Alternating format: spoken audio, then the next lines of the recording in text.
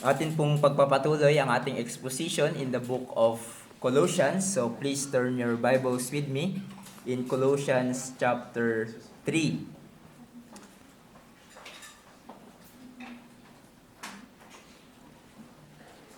Colossians chapter 3.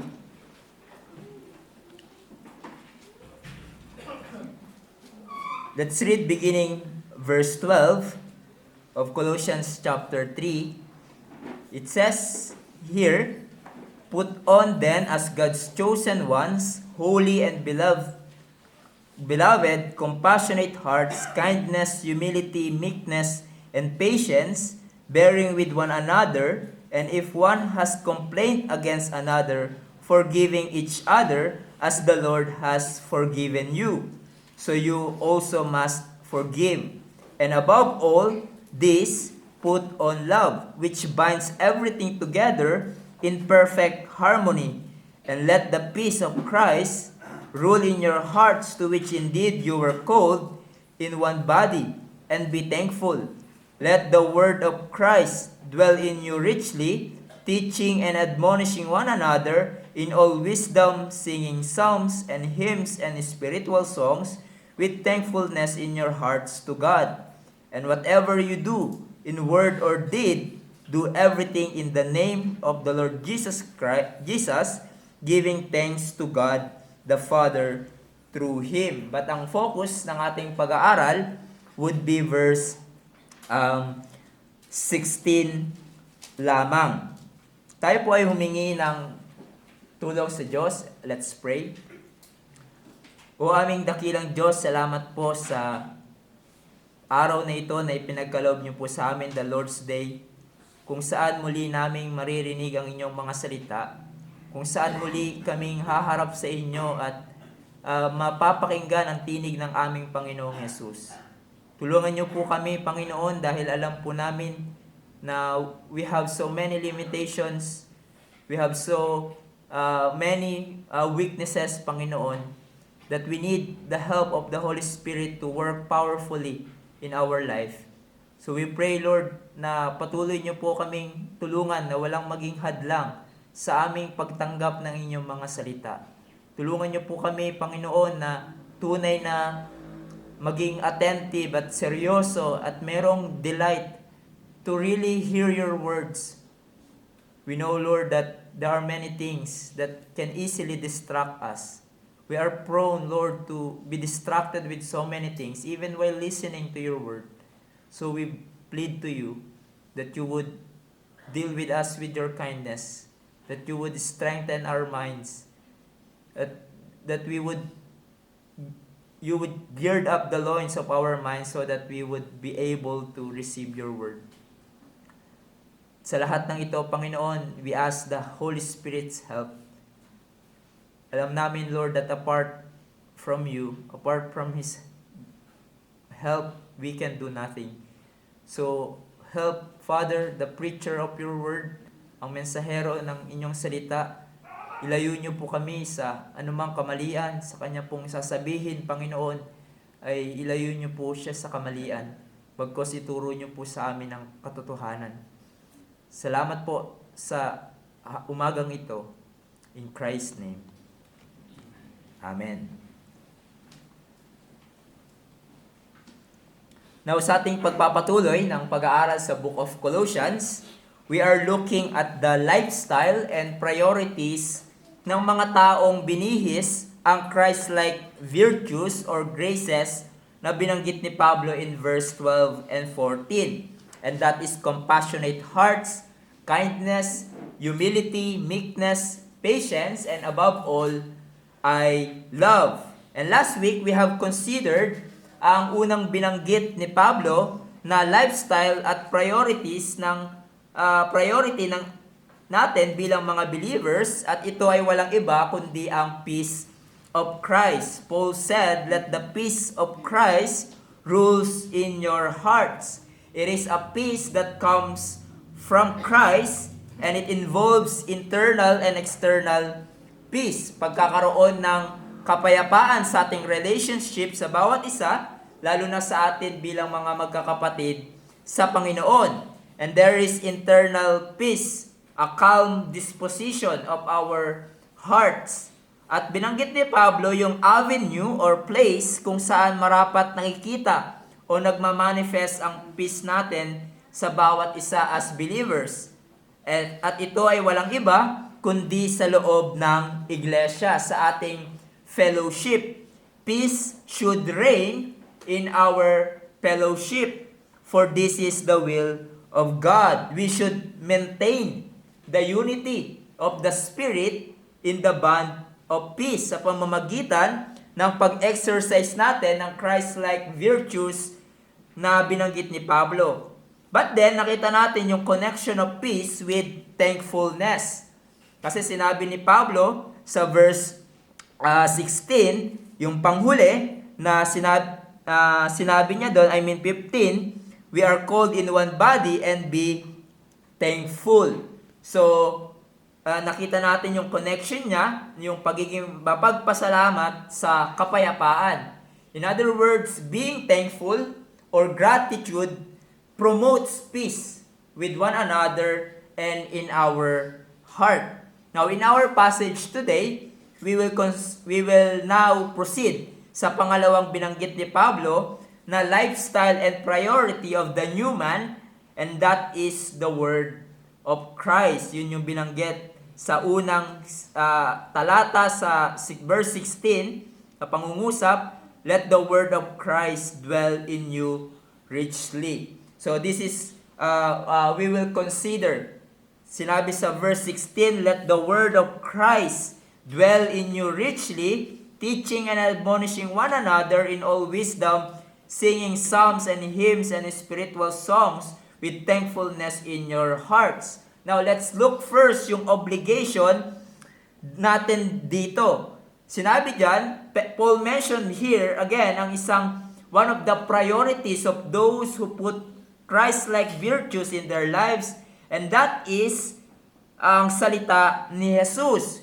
Yung salita pong word of Christ, ito ay tumutukoy sa revelation o words of Christ na makikita natin sa Bible. And of course, makikita natin sa Bible ang patungkol kay Kristo. The Bible speaks of Christ. In John 5:39, he said, kung saan Jesus spoke to the religious leader who were persecuting him, he said, you search the scriptures because you think that in them you have eternal life, and it is they that bear witness about me. So yung word na scriptures dito is referring to the Old Testament scripture, at sinasabi ni Jesus, they speak of me. They bear witness about me. And so the Bible, sa ating panahon, including both New and Old Testament, Old and New Testament, it speaks about Christ. In other words, it is His story.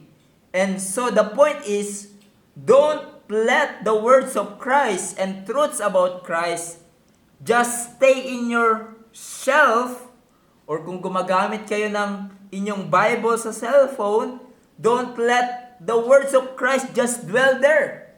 Or just reading it for the sake na mabasa mo lang ang salita ng Diyos. Sinabi nga ni Spurgeon, it is not enough to have a Bible on the shelf.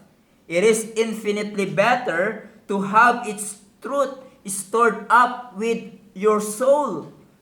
It is good thing to carry your testament in your pocket, or kung gagawin nating modern, to download a Bible app on your cell phone. It is a good thing to do that. It is far better to carry its message in your heart. So sinasabi ni Paul, let the word of Christ dwell in you. Now, note the word dwell. It means to live in or to be at home.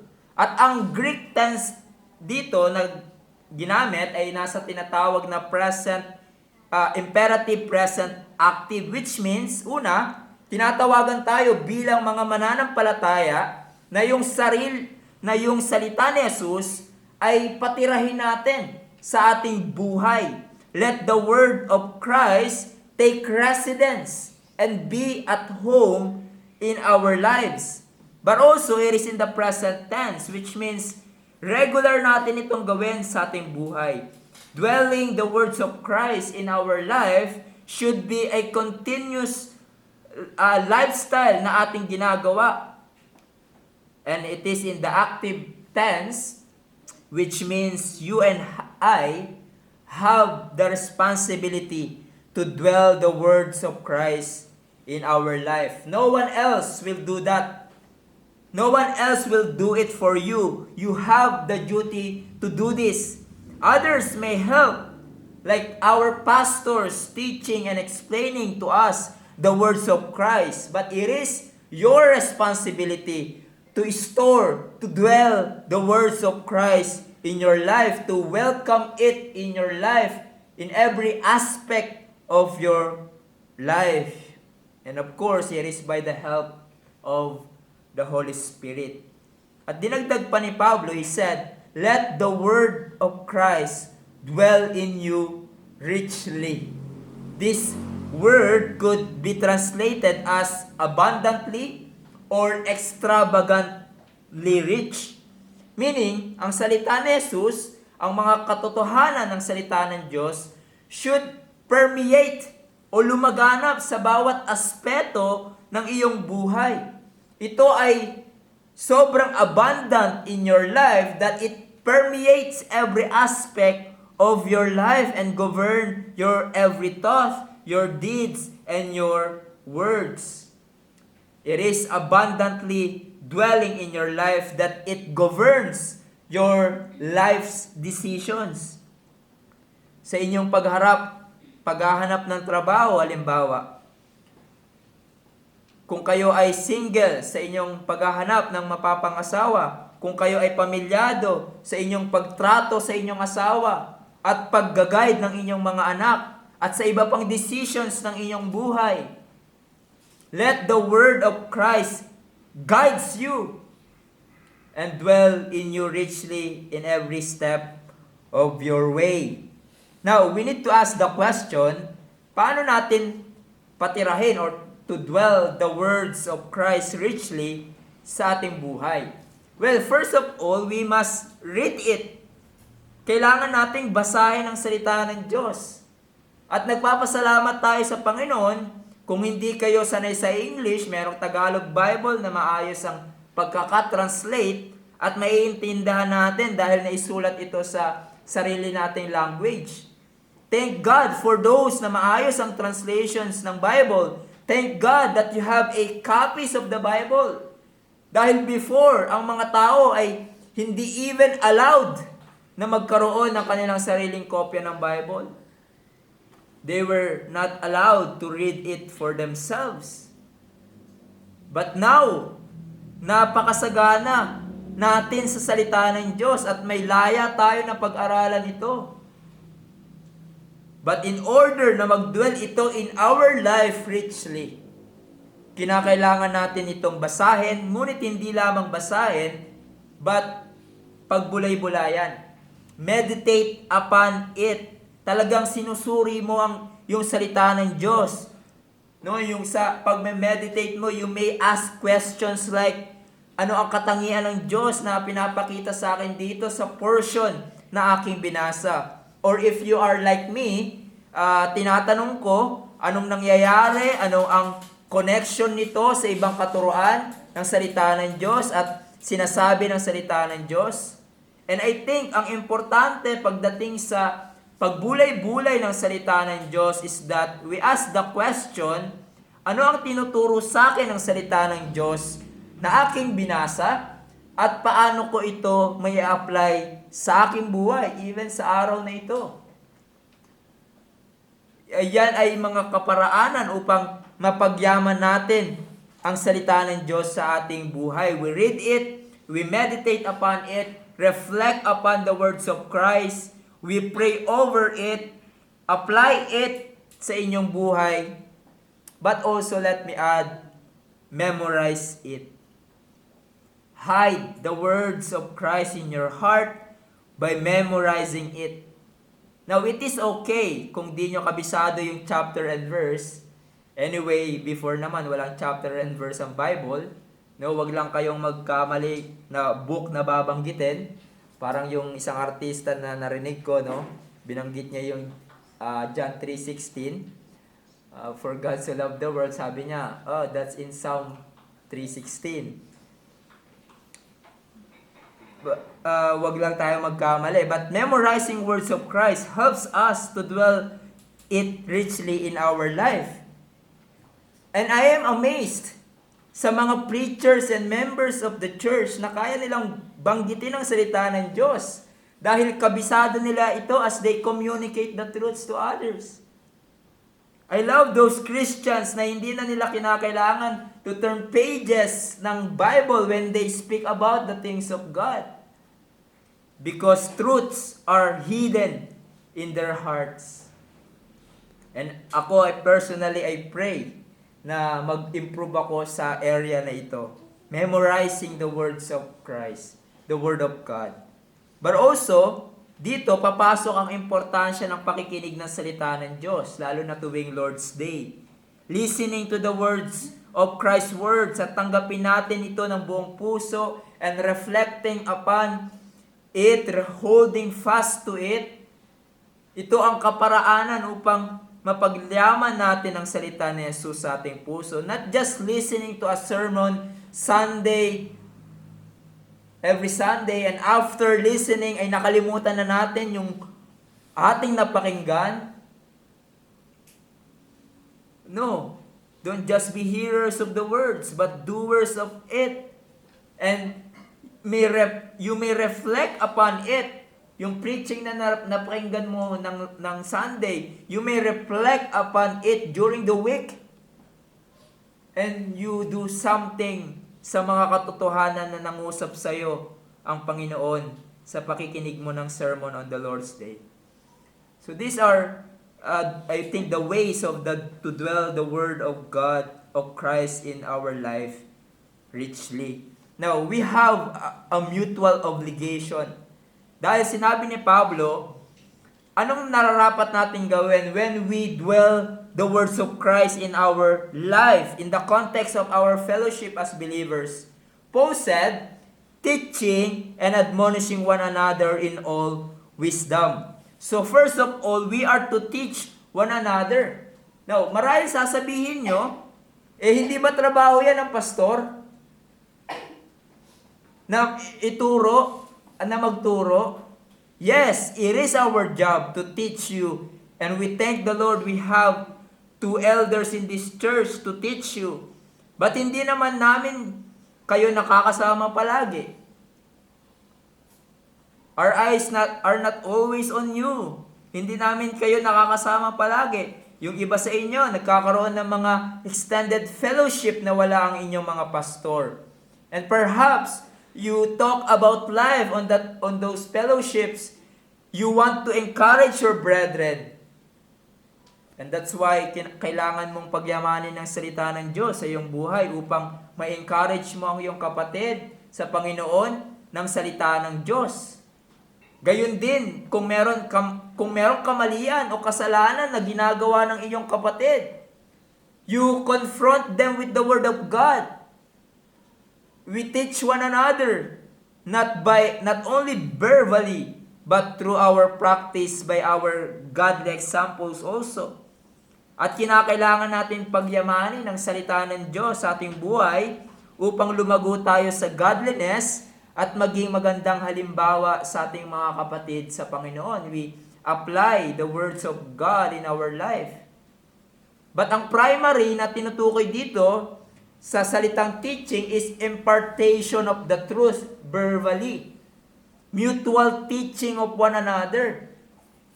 At ano ang ituturo natin sa bawat isa? Not our own opinion, but what God said.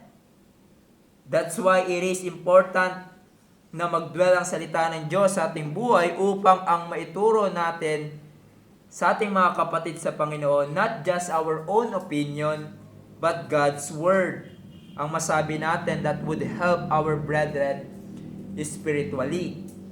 But then, not only teaching one another, but admonishing one another. It is the same word that was used in Colossians 1:28 that says, Him we proclaim, warning or admonishing everyone and teaching everyone with all wisdom, that we may present everyone mature in Christ. And that word, it means to warn people of the consequences of their behavior.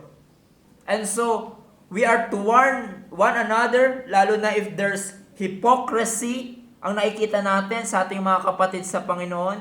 Kung meron silang ginagawa na salungat sa kanilang pinapahayag na pananampalataya kay Jesus, kung sila ay nagbo-burden na mahulog sa kasalanan, we admonish one another with love. Dahil ayaw natin na magpatuloy sila sa kasalanan and wrongdoing. Marahil sasabihin nyo, hindi ba trabaho nyo yan, Pastor? Again, not all time kasama namin kayo. At madalas namin kayong nakikita at nakakasama. Ang mga mata namin ang mga mata namin as a pastor ay wala sa inyo every day. Minsan nga, malaki na pala yung problema o nahulog na sa kasalanan ng iba, tsaka palang nalalaman ng pastor. Dahil hindi nagpapatulong sa pastor o kaya naman yung ibang members ng church, nagpipikit mata na lang at hinahayaan ng pastor pa ang dapat makakita ng kanyang hypocrisy or wrongdoing. That's why we need one another to admonish one another. Kung iisipin nyo na trabaho lang ito ng pastor to admonish, look at Romans 15. Romans 15 verse 14.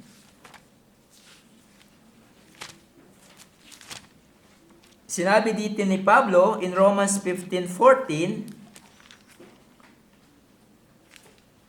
I'm satisfied about you, my brothers, that you yourselves are full of goodness, filled with all knowledge, and able to admonish. That's the same word. Sa ESV medyo hindi maganda dahil ang sinabi niya lang instruct one another. But that word is admonish. Same word sa ating text, or warning. So sinasabi ni Pablo, confident siya sa mga believers in Romans. They commend them dahil they are full of knowledge, full of goodness, knowledge, but also dahil they admonish one another. And that by grace, by God's grace, they could warn and lovingly confront each other when any one of them strayed o kinakailangan ng scriptural guidance for certain decisions in life. When you see a pattern, a habit of wrongdoing, we admonish one another. Halimbawa, yung habit na hindi pag-attend sa stated gathering of the church. Or kaya yung patuloy na pag-absent sa pagsamba tuwing linggo, which they are not used to be. Marahil close kayo sa member na yon. Kapitbahay mo siya, anak mo siya, asawa mo siya. You warn them dahil nakita mo na madalas siyang uma-absent sa pagsamba. Dahil meron pala siyang ibang pinagkakabisihan kapag linggo or Saturday night. Perhaps entertainment. Diba? Ang alam lang ng pastor, busy siya sa work, kaya lagi siya wala sa pagsamba. Pero dahil you are close to that person, alam mo yung tunay na nangyayari sa kanya, and so you warn them bilang kapatid niya sa Panginoon. So, huwag niyong sabihin na, hindi, hintayin ko na lang si pastor makaalam. No. We are not all-knowing.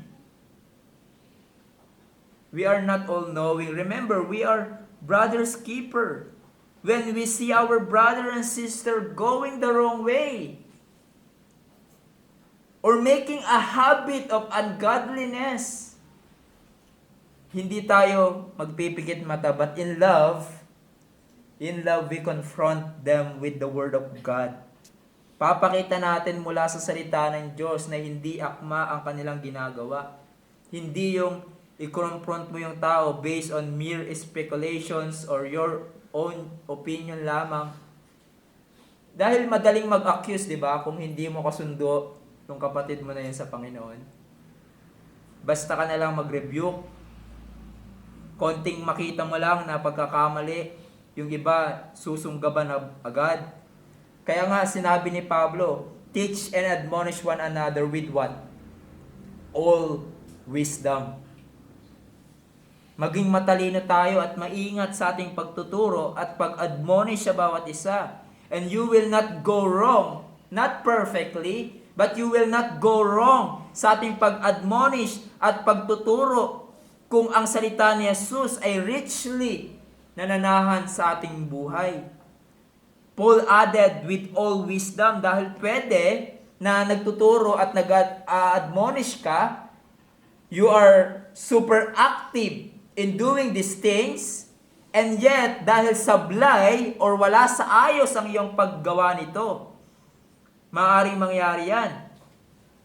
Wala sa ayos ang iyong paggawa nito. Nagtuturo ka pero you think you're superior than others. Kumbaga, pabida ka sa pagtuturo na parang alam mo ang lahat. O kaya naman you are super active rebuking others, correcting others na wala sa lugar, wala sa ayos, walang pag-iingat, at hindi ka matalino sa paggamit ng iyong pananalita. That's why Paul said, yes, responsibilidad natin as members of the church to teach one another, admonish one another. Hindi lang ito gawain ng pastor, but let's do those things with all wisdom. And I would add, with love. Speak the truth in love. Admonish one another with love. We need wisdom in doing this. But how can we gain wisdom? Kaya nga napaka-importante that we soak ourselves in the words of Christ to gain wisdom. Now, just for a clarification, we still need pastors to teach the words of Christ and to admonish us. Baka isipin nyo, pwede naman pala, turuan na natin ang bawat isa at i-admonish ang bawat isa. Bakit pa kailangan natin ng pastor? Sinabi sa binasa natin in Colossians 1:28, di ba? Him, we, sila Pablo at ang kanyang mga kasama, probably si Timothy, proclaim, warning everyone, teaching everyone with all wisdom that we may present everyone mature in Christ. So ang Panginoon, ang Panginoon ay naglagay ng mga leaders sa church to teach and admonish ang kanyang mga tupa. It is their job, the pastors, but also our job as a pastors ay i-train kayo through the gift na ipinagkaloob sa amin ng Diyos to train you how to teach the words of Christ properly and how to admonish your brethren properly. We are to equip you to the work of the ministry. Yun yung sinabi sa Ephesians 4:11. And He gave the apostles, the prophets, the evangelists, the shepherds and teachers to equip the saints for the work of ministry, for building up the body of Christ until we all attain to the unity of faith and of the knowledge of the Son of God, to mature manhood, to the measure of the stature of the fullness of Christ. So, paano mangyayari na ma-equip kayo? Mahasa kayo to teach and admonish your brethren properly without your pastors guiding you, helping you, training you, giving you a model to do the work of service to others. Yes, we are to teach one another and admonish one another, but we need leaders, pastors of the church, qualified pastors of the church to train us and guide us to do those service like teaching and admonishing. That leads us sa panghuling binanggit ni Pablo. He said, "Let the word of Christ dwell in you richly, teaching and admonishing one another in all wisdom, singing psalms and hymns and spiritual songs with thankfulness in your hearts to God." Now here, Paul, I believe, highlights ang isang way o paraan to teach and admonish one another. And that is through singing psalms, hymns, and spiritual songs. Now, other translations like ESV, naglagay sila ng comma pagkatapos ng salitang in all wisdom. So, singing psalms and hymns and spiritual songs, di ba? Naglagay sila ng comma doon na lumalabas yung teaching and admonishing ay ginagawa natin sa bawat isa, and then singing ay address to God. Singing ay address to God. But I agree, and I agree sa ilang commentaries na nabasa ko na yung pag-aawitan ay kaparaanan to teach and admonish one another. That's why makikita nyo yung ibang translation like New King James and NASB, ang pagkaka-render nila ay teaching and admonishing one another in psalms and in hymns and in spiritual song, singing with grace in your hearts to God. And I think it is best understood that way. At kung titignan pa natin yung parallel passage niya, yung Ephesians 5:19, na ganito yung sinasabi, addressing, or speaking one another in psalms and in hymns and spiritual songs, singing and making melody to the Lord with your heart. Meaning, ang means or kaparaanan to communicate the truths or teaching the truths ay sa pamamagitan ng singing psalms, hymns, and spiritual songs. Same thing, I think, ang sinasabi sa ating text sa Colossians 3:16.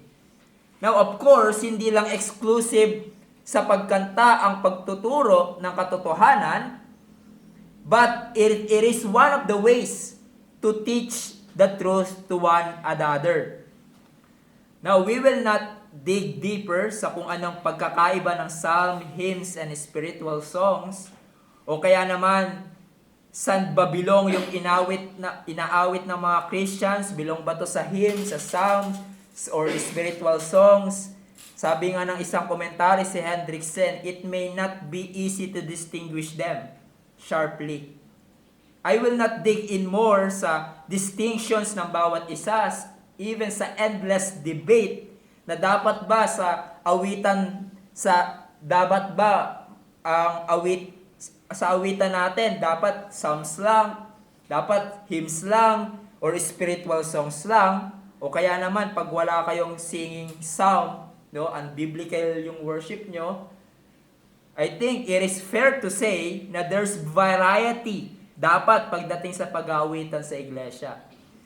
Sa congregational singing, merong combination of psalms, hymns, and spiritual songs, and those are spiritual.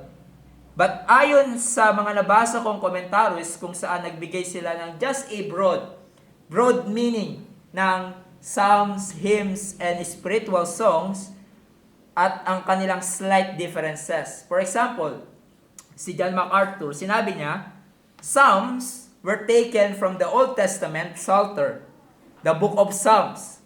So they sang psalms to put music much as we do today. Hymns, yung hymno, yung ginagamit natin, were expressions of praise to God. It is thought that some portions of the New Testament, katulad ng Colossians 1:15 at yung Philippians 2:6-11, they were originally hymns. Mga hymns sila sung in the early church. Yung spiritual songs naman, sinasabi niya, emphasized testimony. They express in a song what God has done for us. So yung testimony, yung pag-aawitan natin yung ginawang kadakilaan ng Diyos, kung sino ang Panginoon. Same thing to what Hendrickson said. Sinabi niya, all in all then, it would seem that when here in Colossians 3:16, the apostle uses these three terms, apparently distinguishing them at least to some extent. The term psalm has reference at least mainly to the Old Testament Psalter, hymns mainly to the New Testament songs of praise to God or to Christ, and spiritual songs mainly to any other sacred songs dwelling on themes other than direct praise to God or to Christ. So, going back sa point ni Pablo sa ating text, ang ating pag-aawitan nagtuturo sa atin ng katotohanan. Though our singing, we praise God, we worship God, that's the vertical aspect ng ating pag-aawitan, but also there's horizontal aspect of our singing, and that is we teach and admonish one another. For example, we see in psalm singing, in Psalm 95, 6-7, sinabi doon, O come, let us worship and bow down. Let us kneel before the Lord our Maker, for He is our God, and we are the people of His pasture and sheep of His hand. Today, if you hear His voice, do not harden your hearts, as at Meribah, as on the day of Massah in the wilderness. That's being sung. You see there sa pag-awit nila ng psalm na ito, merong encouragement to praise God, but also there's admonition to one another. Sa ating pag-aawitan ay tinuturuan natin ang bawat isa. Nagpapaalalahanan tayo sa bawat isa ng dakilang ginawa ng Diyos sa ating buhay, ng kanyang ginagawa. O kung iti-take natin ang hymn, for example, hymn 24 sa ating Trinity hymnal. Sabi 27, Great is thy faithfulness, O God my Father, there's no shadow of turning with thee. Thou changest not, thy compassions they fail not, as thou hast been, thou forever will be. Great is thy faithfulness, great is thy faithfulness. Morning by morning, new mercies I see. All I have needed, thy hand has provided. Great is thy faithfulness unto me. No, sa ating pag-aawitan natin yan, tinuturuan natin ang bawat isa. Kung sino ang Diyos, pinapaalala natin sa bawat isa as we sing ang katangian ng Panginoon. Matapat siya sa iyong buhay. Hindi ka bibiguin ng habag ng Diyos. Araw-araw ay makakatanggap ka ng bagong habag at biyaya. Another example, hymn 403. Not what these hands have done can save this guilty soul. Not what this toiling flesh has borne can make my spirit whole.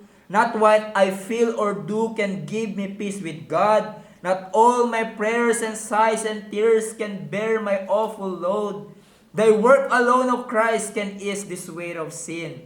Thy blood alone, O Lamb of God, can give me peace within. Sa ating pag-aawitan yan, ay tinuturo natin sa bawat isa.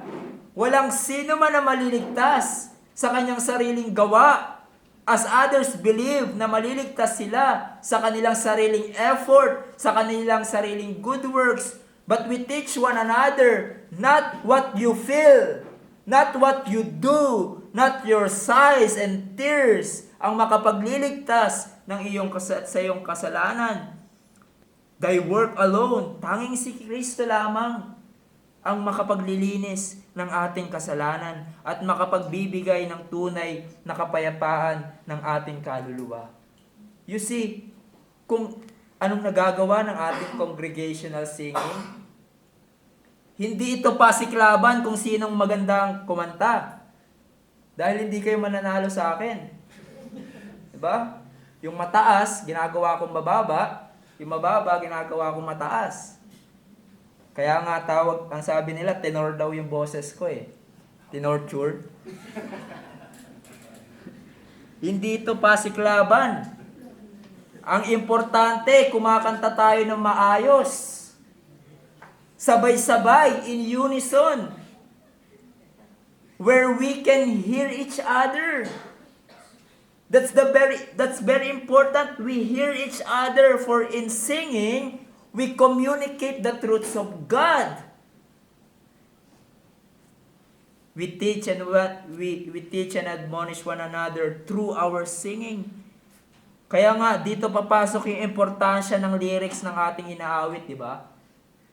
It must be theologically sound. It must be biblical so that it instructs us to the truths about God.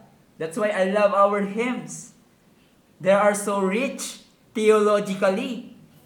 Yung iba, ang lalim talaga ng English, di ba? Pero kung susuriin mo, yung sinasabi, napakayaman ng katotohanan na sinasabi ng ating mga hymns.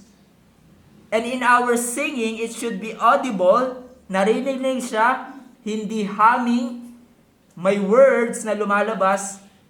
Kaya nga, sinabi sa Ephesians, speaking to one another in hymns and psalms, and spiritual songs. Now, hindi ibig sabihin loud, but should be clearly understood. Kaya importante yung unison pagdating sa pagkanta, sa worship. Now, let me quote yung sinabi ni MacArthur pagdating sa kanta na inaawit natin sa church. He said, "The words of every Christian song should be biblical, distinctly, clearly, and accurately reflecting the teaching of God's Word. It is tragic that much music that goes under the name of Christian is theologically mishmash, often reflecting as much of the world's philosophy as of God's truth. Much is little more than personal, sentimentally colored with Christian words. Music that honors the Lord always blesses His people, and beautiful, soothing piece of music can calm nerves, remove fear and anxiety, reduce bitterness and anger, and help turn our attention from ourselves and cares and problems of the world to God." And I agree with that. Napaka-importante na yung inaawit sa church ay biblical, accurately reflecting yung tinuturo ng salita ng Diyos. That's why, again, I love our hymns. Kahit matagal na silang nasulat, they reflect what the Bible teaches.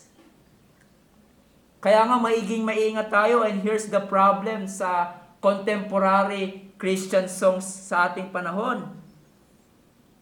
Maging maingat tayo sa pagpili ng kanta sa ating fellowship and worship sa church.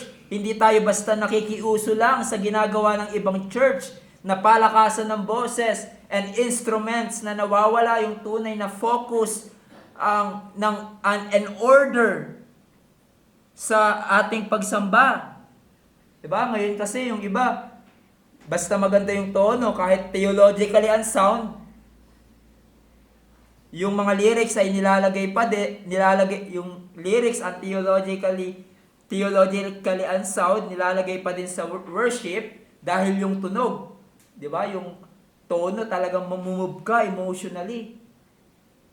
Or yung nauuso ngayon na repetitive, yung kanta na parang mantra. I love you, Lord, 20 times. I could sing of your love 40 times. No, give me songs that full of Christ. Give me songs full of truths about God. The songs we sing in worship should be biblical dahil as we sing them, not only we give praise to God, but we teach one another. But then Paul adds, with thankfulness in your hearts to God. In other words, our singing must be from the heart that is thankful to God for who He is and what He has done. As one writer says, believers sing out of thankfulness for God's grace. Sa iyong puso, when Paul said in your hearts, hindi ibig sabihin dito ni Pablo not to sing with our voice, but rather God's concern is that our heart agree with our mouth sa ating pag-aawitan. Nagiging, di ba, namumove tayo, nagiging emotional tayo sa ating worship. Hindi dahil sa ganda ng tipa ng instrument, hindi dahil ang lakas ng instrument, kaya namumove tayo because our hearts are touched by the truths that we sing and with thankfulness in our hearts to God. Kaya nga, napaka-importante, brethren, yung preparation din talaga.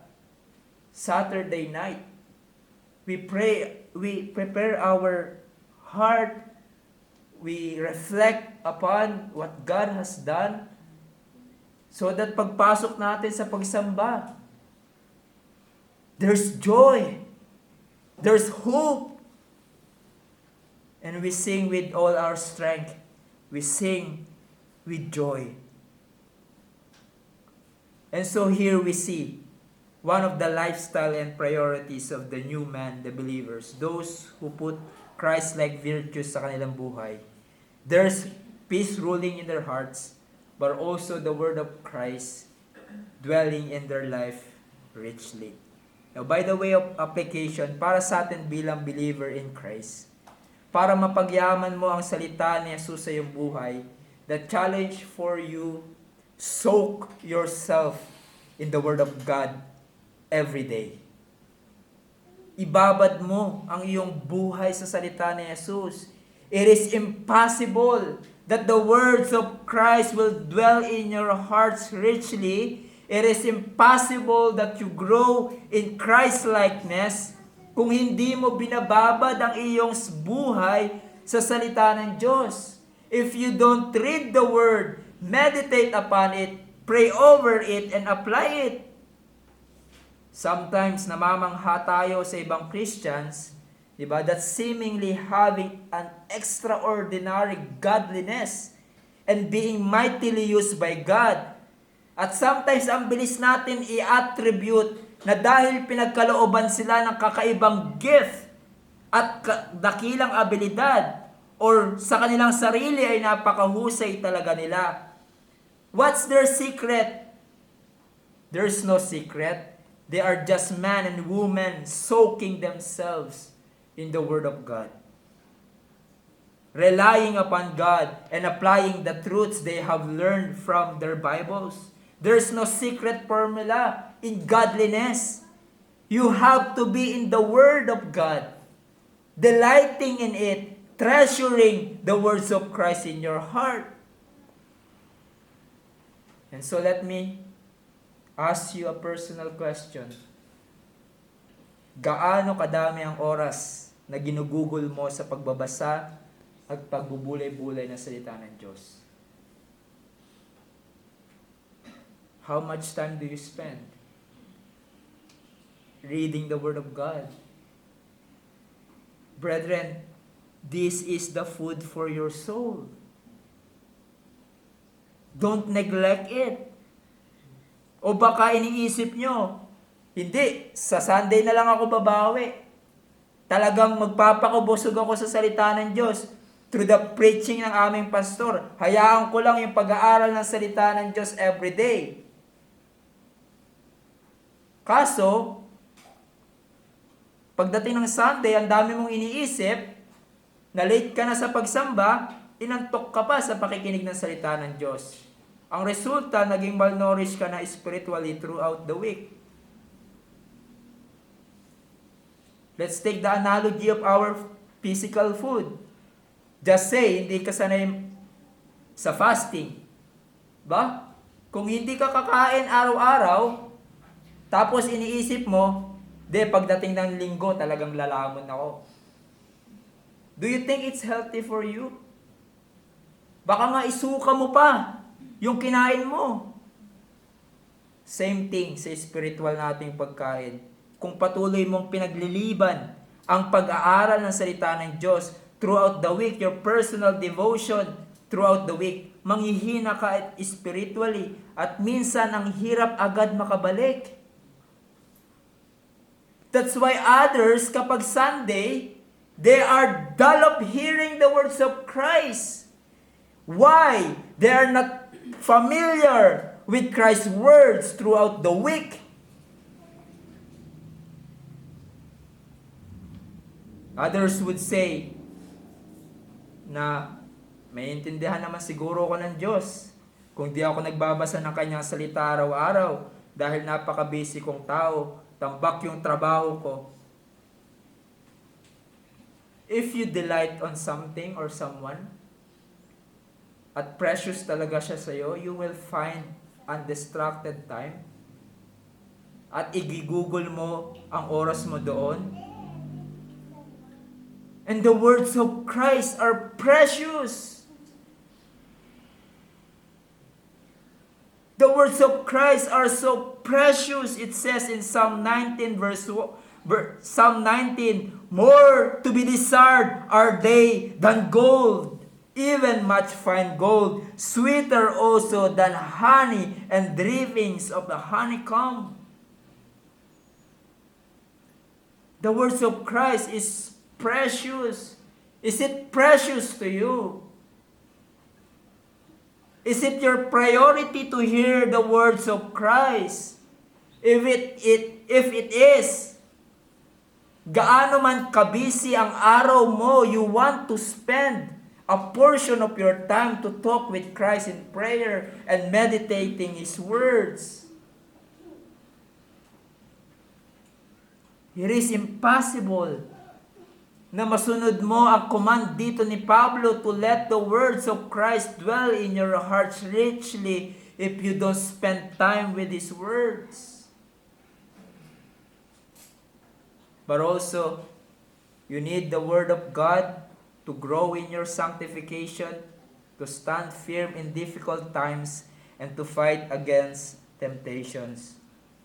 Kinakailangan mo ang salita ni Jesus upang ikaw ay lumago sa kabanalan, para ikaw ay tumatag sa gitna ng paghihirap at paglaban sa temptasyon. So use it, brethren. Read the Word and apply it, ang salita ng Diyos, sa pamamagitan ng kapangyarihan ng banal na Espiritu. It can transform you. It can make you more like Christ. Hindi mangyayari na paggising mo isang araw, you become the most godly person in the world. You become so patient. You so become wise and humble and loving. No, it is not over time.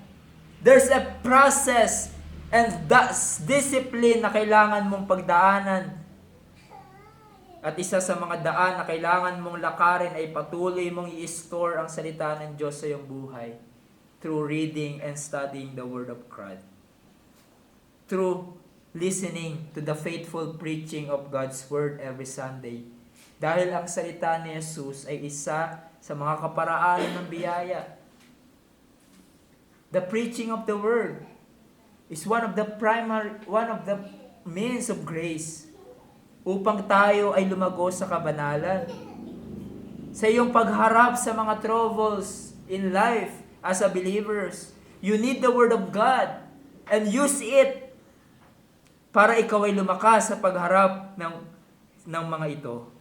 Sinabi sa Romans 15:4, for whatever was written in former days was written for our instruction, that through endurance and through the encouragement of the Scriptures, we might have hope.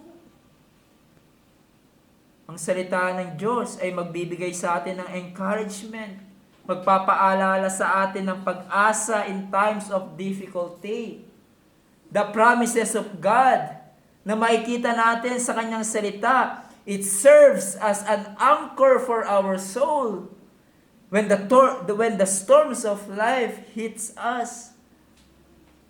Kung tayo ay natutokso sa kasalanan, which every day nating nararanasan, you need the Word of God. The sword of the Spirit as Ephesians 6:17 upang malabanan natin ang tukso ng dyablo at kasinungalingan niya na ibinabato sa atin para tayo ay mahulog sa kasalanan. Brethren, fight the promises of sin by supreme promises of God na makikita natin, mababasa natin sa salita ng Diyos. Fill your heart with the words of Christ so that you may not sin against Him, that you may not succumb to temptations and be able to fight it. Use the Word of God, master the Word of Christ, and being mastered by it. May it be said of us, tulad ng sinasabi nila kay John Bunyan, that when you cut him, when you prick him, he will bleed a Bible. May it be said of us, we need the Word of Christ dwelling in our hearts richly. Sa ating fellowship, sa ating relationship with one another. Kung merong pinagdadaanan ng ating mga kapatid, we encourage them with the words of Christ. Kung naliligaw sila na ng landas, we encourage them with the words of Christ. Kung nanghihina sila, nanghihingi sila ng advice sa kanilang life's decision, you point them to the will of God in His words. 2 Timothy 3:16, all scripture is breathed out by God and profitable for teaching, reproof, correction, training in righteousness. That's why napaka-importante to dwell the words of Christ sa inyong buhay. At para sa iyo, my friends, kailangan mo din ng salita ni Jesus. Ang salita ni Jesus ay nagbibigay buhay. It gives life to the dead soul. Dahil sa salita ng Diyos ay makikita mo ang sagot sa pinakamalaki mong problema. Walang iba kundi ang kasalanan. In this book, sa Bible, you will see ang kalaliman ng iyong pagiging makasalanan. Ang iyong kaawa-awang kalagayan sa harap ng banal na Diyos. If you think that's offensive to you, don't reject what it says about you, but submit to it. At magtiwala ka kay Jesus na tanging Panginoon at tagapagligtas na sinasaad sa Bible. The words of Christ will tell you. Walang ibang makapagliligtas sa iyo sa kasalanan at makapaglilinis sa iyong lahat ng kalikuan kundi si Jesus lamang. Only Christ can save you. Hindi ito imbento ng sino man. Ito ay matatagpuan mo, sinabi ni Jesus na naisulat sa Biblia. At kung wala ka pang relasyon kay Jesus, the Bible will tell you, magsisi ka sa iyong kasalanan, believe in Christ and you will have an everlasting life. My friends, huwag mong patigasin muli ang iyong puso. Don't harden again your heart sa salita ni Jesus. Submit to it. Come to Christ, the Lord Jesus Christ, and you will be saved. That's His promise. Na makikita sa kanyang salita, sino man ang magtiwala kay Jesus ay magkakaroon ng buhay na walang hanggan. Tayo ay manalangin. O aming dakilang Diyos, salamat for reminding us the great importance, Panginoon, ng inyong mga salita. At gaano kaimportante ito for us bilang believers na patirahin namin ang inyong salita sa aming buhay, sa aming puso. O Panginoong Diyos, how many times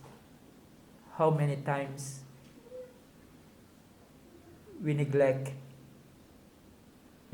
your words. Forgive us, Help us, Panginoon, to have a zeal and a joy and a strength, Panginoon, to really study your word, to read it, to treasure it in our hearts, and apply it in our lives. Salamat po, Panginoon, for reminding us ang importansya to dwell the words of Christ in our hearts. In Christ's name, Amen.